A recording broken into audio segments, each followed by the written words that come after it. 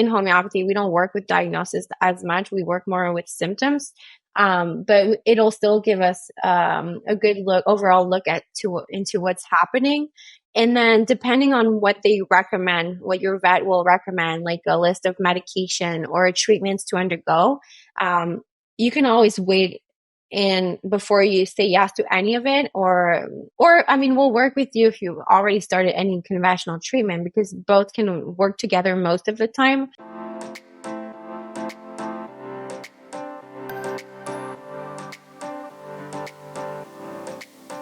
Welcome to the Pet Care Report podcast by Pet Summits. Here's your natural dog healthcare host, Alora Mckinley. G'day guys, welcome back to another episode of the Pet Care Report. Now, we've seen homeopathy become more and more popular and accessible in the pet industry over the last few years, and it can be a great natural alternative or preventative for many issues that dog and dog parents face today. And so for today's episode, I thought we'd talk about all things homeopathy for dogs. And to chat more, I'd love to introduce you to Suzie Cyrenne. Now, she's a certified homeopath and co-founder of Zumalka, your trusted source for homeopathic pet products. Suzie passionately advocates for natural alternatives in pet care, providing hope and side effect-free solutions for pet parents. Dedicated to healing animals naturally, she brings a wealth of knowledge and insight to our conversation today. Thanks so much for joining me, Suzie. Thank you, Laura. I'm very grateful to be here. So for those that are familiar with the foundational principles of homeopathy, could you maybe elaborate on the specific considerations and adaptations made when applying these principles to canine care? Sure, absolutely. So if you know a little bit about homeopathy in general, this means that you'll understand that the principles of homeopathy will apply for humans as much as for pets, and specifically dogs. So if we take, for example, one of the most foundational principles of homeopathy, the law of similars, or commonly explained with the sentence "like cures like," meaning if a substance causes symptoms in a healthy pet, those same small amounts of the substance can treat the same symptoms in a sick pet as well. So when we take those principles, as well as I like to mention that the individualized treatment is really important in homeopathy. So if we take that into account and apply it for dogs, well, one thing that we really have to be careful with is observe the symptoms. Since we want to individualize the treatment, we want to be very observant and watch for how our dog is doing or acting. And just because, especially unlike people, dogs cannot talk. They can't tell us how they feel. So it's important to watch how they behave, eat, and look. So, for example, a few questions I like to ask myself is, are they more back to their old self, the same? Are they more lethargic? Maybe are they eating more, less, or the same? And depending on the issue, let's say they have joint issues. Well, you want to really be observant. Are they limping more? Are they having a hard time to get up? Is it easier to get them up? So that's when you give a product, or even when you start treatment, but also before starting treatment, because in homeopathy, every single detail counts. And that's the beauty of it. You feel heard. And even for the pet, it's wonderful because everything has its importance. And usually pet owners will love that approach because, like I said, they feel heard. They feel like we're really taking care of them. And that's just the basis of homeopathy. That's just how it works in general. So that's the beauty of it. You want to observe the symptoms to make sure you give the right treatment, but also you want to watch out if you're going to give a treatment for any sensitivities as well. I'd say it's rare that dogs will experience some sensitivities, but dogs don't always react the same way to homeopathy, just like humans do, just like to any treatment, even if it's very gentle and safe to use. So it's important to just observe them as we go, and if needed, we can adjust the dosage. So I think that would be the first thing I'd consider. The other thing specifically for dogs when giving homeopathy is how you administer the product. So us humans will usually take either pellets or something under our tongue, let it melt, all of that. But with dogs, you can't really do that. And not that it tastes something. Usually homeopathy doesn't taste much, like a lot, but dogs are very smart. So if you try to sneak in something just unusual into their water, their food, or their mouth, I mean, they can sense it. So so for dogs, I'll usually recommend making the homeopathic remedy liquid. So because sometimes you can buy it in different forms, but if it comes in pellets, I recommend you first dilute those pellets in water, and after that, you can try and give it like that in their water bowl. It's very easy. Usually, honestly, that works really well.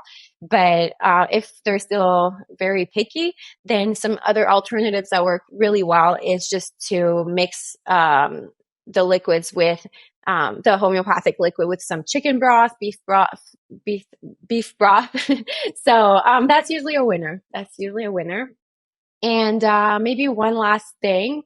And I mean, it'll apply to humans too, but I find that with homeopathy, especially if someone's new to it, the first time they come into contact with it, they'll actually it'll be to treat something quick, an acute problem like ear infection or maybe skin issues. But something to know and remember is that you can also treat your dog as a whole. So in homeopathy, our main focus, our main goal when treating with homeopathy is to treat not only the symptom, but just we want to address the dog's overall health.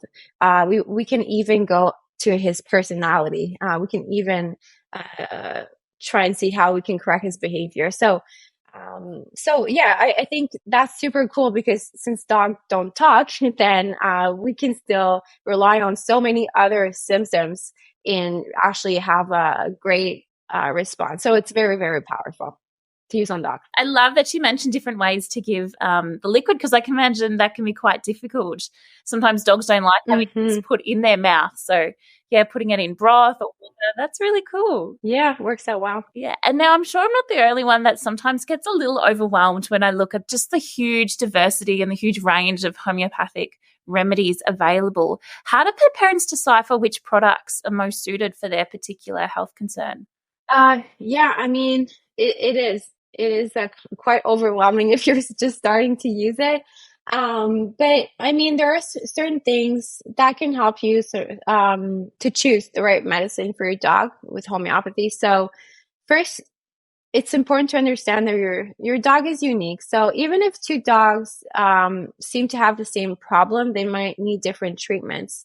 I had this case of it was actually for an example is like when we have the flu, let's say, or a cold, we might, I mean, we'll say it's the cold, but they're not the same symptoms necessarily. So if you go to your conventional doctor, they'll probably prescribe maybe the same thing. But in homeopathy, it's not like that. If you have a leaky nose versus not a leaky nose, it'll be very different. If you have some discharge, maybe it'll be clear versus yellow. So it's not going to be the same remedy. So you just have to make sure you keep that in mind when choosing a remedy because we're always aiming for a super personalized care. And if you take that into account, then you'll be sure to get better results. It's not a one size fits all with homeopathy. It's the whole different opposite way to go. So if you're pretty new to it and you want to start using it, I would probably say use a symptoms list. And what I mean by that is that there's a special book that in homeopathy that matches symptoms to remedies. It's called a repertory. So if you go, you can probably buy that on Amazon or to your natural health bookstore if there's any around you locally. And so basically what this book does is it lists your dog's problems and you can use the book to find the best remedy. So it'll list health problems and then it'll list ingredients that you can actually use. So but you need two books. So once you have that, you need the other book that's called, I like to call it, just to simplify things, it's like an ingredient book. It's like your dictionary of ingredients in homeopathy. It's called the Materia Medica. And once you have some remedies in mind from your other book that you could use, you look them up in your Materia Medica, and it'll tell you everything that this remedy, single ingredient, can do for your pet. And we're not just talking about physical, we're talking about even emotional. So If your dog is aggressive, for example, all of a sudden after something happened in his life, trauma, I mean, there's a remedy for that somewhere. So if you want to act a little bit like a detective and really go treasure hunting for the perfect remedy almost for your dog, it's definitely possible. You can do that through those two books. And so first you need that repertory to match the symptoms. And once you find the symptoms, you'll have a list of remedies. Then you go to your materia medica, the ingredients, or a dictionary, I like to call it. And then you look which fits the most, because it'll give symptoms. This ingredient is really good for this in particular. It can go up to if your dog is not feeling good, especially in most of the time at 3 a.m., he's been waking up every day at 3 a.m. in the morning. It'll go that deep into the symptoms. So you can get really, really into details, but you don't need to know all of that. That's why those books are there. And so you just need to know those are your resources and that you can refer to at all times. But I mean, I can understand it can definitely sound overwhelming at first. So, I mean, you can also talk to experts. If you're unsure, ask people that work in a natural health food store. You can ask or call a homeopath who knows, of course, about homeopathy, and they're just going to provide that advice. So those are the two different ways you can go. Either you can try and do it yourself, and you can definitely learn to do it, or you can just go directly to an expert if you're unsure. If you want to save some time, that's another route. Yeah. So if a pet parent was to maybe undertake this themselves and go and buy something, is there a way that they can gauge the quality and reliability of a product, or are they all quite similar?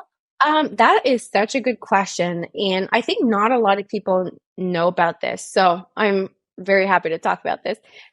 So definitely even if homeopathy is not as regulated as like your drugs and other products, it's still regulated. I'm not sure in Australia, but I can tell you for the US, which is probably the most regulated that I've come across.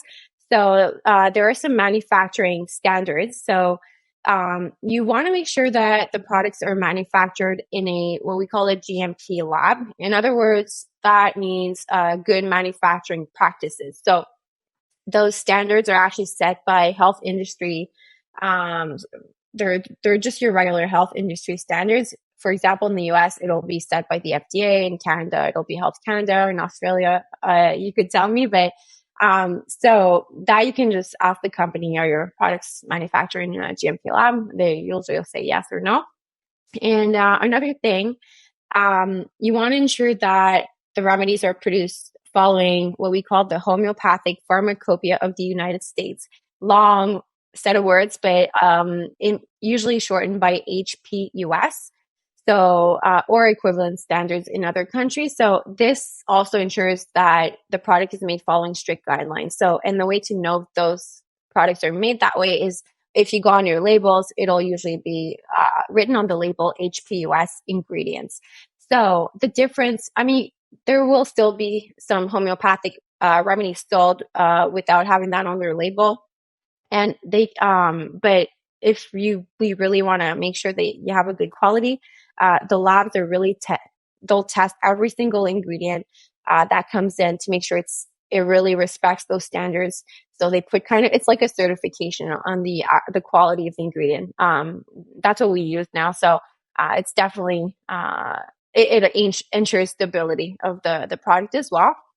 And maybe another last thing would be to at least again for the US, is just there are some, and it's the same process a little bit worldwide. You want to look for those marketing numbers, license numbers on your label. So for example, in the US, it's called an NDC number, National Drug Code, because in the US, homeopathy is considered as a drug.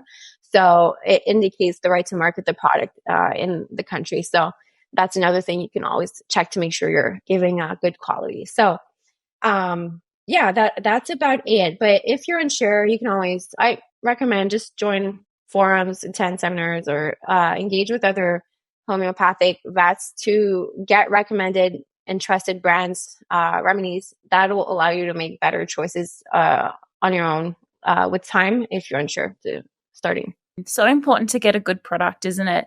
Now, if a pet owner was to consider using maybe a homeopathic remedy, should they consult their vet before doing it, or just to let them know?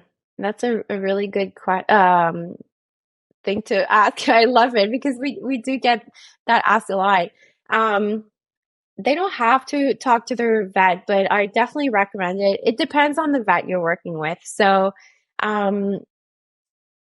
like if you're able to find a vet who's open-minded, or even better, like a holistic vet, a vet that's already working with natural medicine, then it'll be perfect. That'll work the best, because not all vets are open to homeopathy, to any other types of alternative medicine. And it breaks my heart when clients come to us and they're telling me, oh, well, I haven't told this that I'm giving this to my vet because I know they won't agree with what I'm giving. So it's hard. And in the end, your dog will lose because he's not getting the proper treatment or that he deserves. So, but if you can, yes, find a vet who's open-minded, a holistic vet. It's best to find a vet who understands and who is open to both kinds of medicine.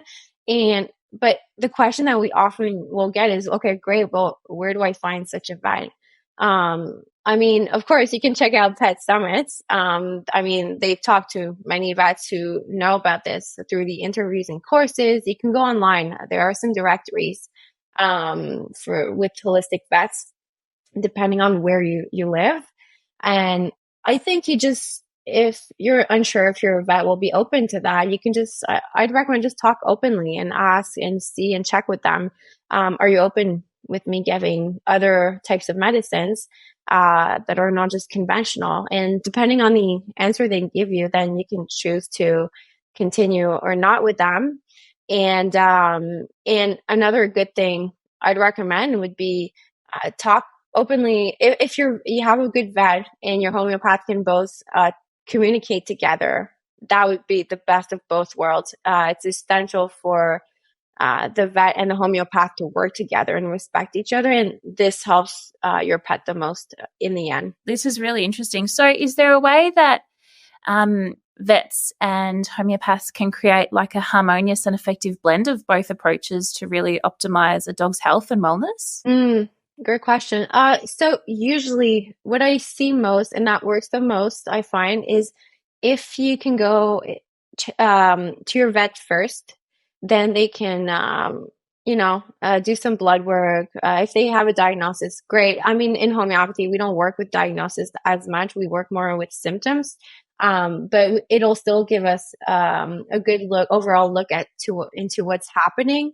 And then depending on what they recommend, what your vet will recommend, like a list of medication or treatments to undergo, you can always wait before you say yes to any of it, or I mean, we'll work with you if you've already started any conventional treatment, because both can work together most of the time. Then you can come to us and then we can just adjust and see if you haven't started anything, then we can always take a look. If it's something to just maybe increase white blood cell count, sometimes we can do it naturally, or red blood cell count. I'm just, that's just an example. But if you're already giving something, then we can see how can we complement your conventional treatment we don't want to cause any interactions. That's very important. So yeah, I mean, I think that would be the best way. You can come and see us first and then go see your vet. But I've seen when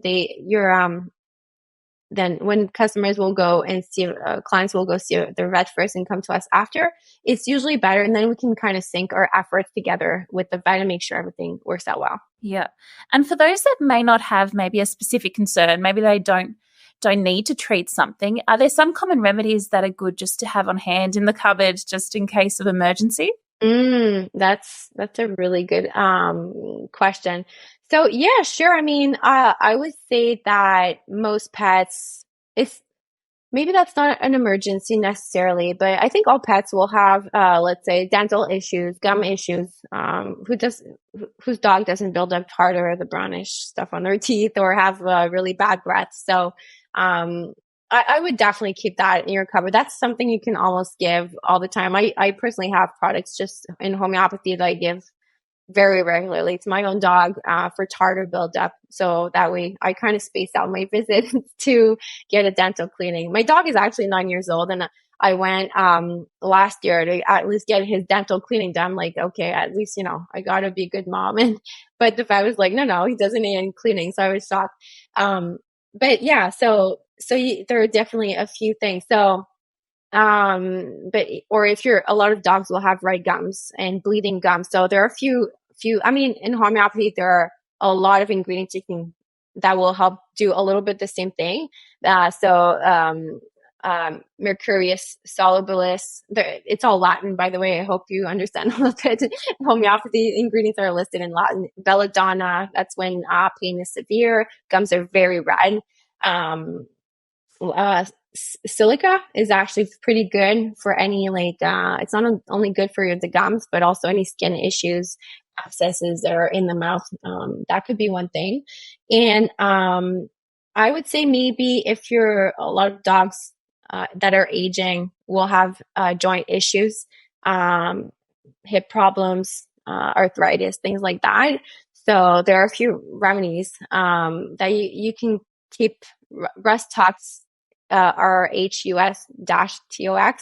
It's a really great remedy for joint pain and arthritis pain. So there's nothing worse than I find. Well, I won't say there's nothing worse, but it's not fun to wake up one morning and then you start seeing your dog limping because he's aging. So having a few things in hand like that would be good. Yeah. And maybe you were talking about emergencies. Carbo veg is excellent. That's like if your dog you're not sure what's happening, that's like the go-to remedy. I call it the trauma remedy, the emergency remedy, in case there anything happening. I also saw on your website at Zumalka that you also have got an emergency kit with a few different remedies just to help with like a range of things like upset tummies or loose stools or injuries. So I can imagine that would be a handy thing to have in the cupboard. Absolutely. That's definitely something you can have. There's also what we call tonic pads. It's a line of cell salts that you can give. They're homeopathic based. They're homeopathic, but they can also be given to prevent almost, or just strengthen your pet. Usually homeopathy, you can't do that. It's just for treatment. But for example, in certain cases, like our tonic pet line, we have 12 products. They're really good to just help your pet with all kinds of situations. You can give that to prevent. So for example, in that kit, we have tonic pet 4 and 9, which are 2 different salts that are really good for the body to help with dehydration or if inflammation or like too much water retention in the body, or just, yeah. So there are a lot of things like that you can play around. Definitely, that's something that would be good to keep at home. Yeah. Now, what is your number one tip? For listeners that are listening, what's one thing they can take away from this episode? Yeah, that's a really good question. So I would say just if you're new or not, sometimes we're mixed up. Like we don't really know, should we go conventional? Should we go more natural, homeopathic? So I think as a rule of thumb, maybe. So for serious problems, definitely for big issues or emergencies, sometimes regular medicine might be needed fast, and where homeopathy cannot work, homeopathy cannot do surgery. So you can definitely go down the conventional medicine route for that. But for any long-term problems or even little small acute issues, allergies, behavior problems, homeopathy might be the main treatment. You can go, and it can be also most of the time the only one you can use with really good results. So definitely look into it. It's a wonderful type of medicine. Lovely. And if our listeners want to learn more about you or your products, where can they find you? Sure. So we have our website, Zumalka.com, Zumalk.com, or we do have a YouTube channel. You can just type in and look for Zumalka. We have all kinds of tips on home remedies. You can give natural home remedies for your pet. Great information. Beautiful. Well, we'll put some links down in the show notes. Thank you so much, Suzie. That was really informative. I really appreciate you coming on and telling us a bit more about homeopathy. Thank you, Laura. It was a pleasure. And for our listeners that listen to our episodes, you can follow, subscribe, and leave a review if you found something in this interview interesting. This helps us reach more pet owners who might also benefit from this information. And if you have any suggestions on things you'd like to talk about, mention them as well, and we'll organise it. Well, we'll see you next time.